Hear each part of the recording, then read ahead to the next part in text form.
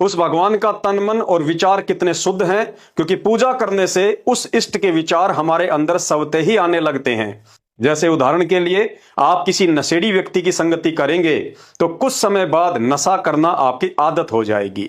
आप किसी चरित्रहीन व्यक्ति की संगति करेंगे तो कुछ दिनों के बाद स्वतः ही आपकी सोच भी गंदी हो जाएगी।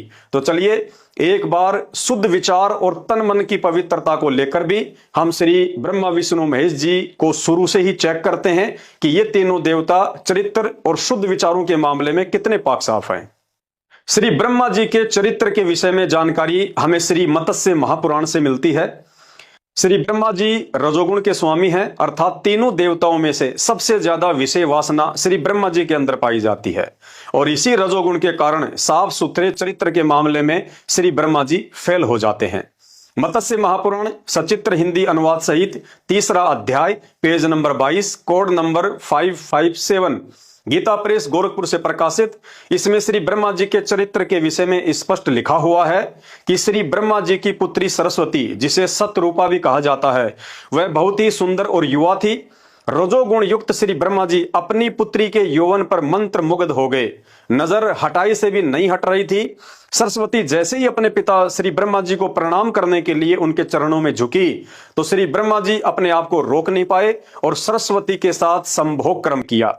फिर उसी सरस्वती के गर्भ से स्वयंभू मनु का जन्म हुआ, जिसे वेदों का ज्ञाता कहा जाता है, जो ब्रह्मा जी का मानस पुत्र भी कहलाता है। उसी मनु से आगे चलकर सतयुग में पंडितों को शास्त्रों का थोड़ा बहुत ज्ञान हुआ। भाइयों और बहनों, पूज्य गुरुदेव सतगुरु रामपाल जी भगवान के आशीर्वाद से जैसा मैं आपको बता रहा हूं, एक एक शब्द ऐसे ही लिखा हुआ है। प्रमाण के लिए यह मत्स्य महापुराण आपके सामने है, देख सकते हैं। भाइयों और बहनों, शुद्ध विचार और चरित्र के मामले में श्री ब्रह्मा जी भी पूजा के योग्य नहीं है, इसलिए श्री ब्रह्मा जी भी रिजेक्ट किए जाते हैं। दूसरे नंबर पर श्री विष्णु जी के चरित्र और विचारों की एक झलक देखते हैं कि इस मामले में वे भी पाक साफ हैं या नहीं। संक्षिप्त ब्रह्म वैवर्त पुराण सचित्र मोटा टाइप, केवल हिंदी, गीता प्रेस गोरखपुर से प्रकाशित, कोड नंबर 631, इसके पेज नंबर 182 पर प्रकृति खंड में स्पष्ट लिखा हुआ है कि चरित्र के मामले में श्री विष्णु जी पर भी अनेकों दाग लगे हुए हैं। एक समय देवताओं और राक्षसों में भीषण युद्ध छिड़ गया जो हजारों वर्षों तक चलता रहा। इंद्र सहित सभी देवताओं को जंगलों में जाकर समय व्यतीत करना पड़ा। फिर सभी देवता जमा होकर श्री शंकर जी के पास गए, लेकिन शंकर जी भी राक्षसों को पराजित ना कर सके।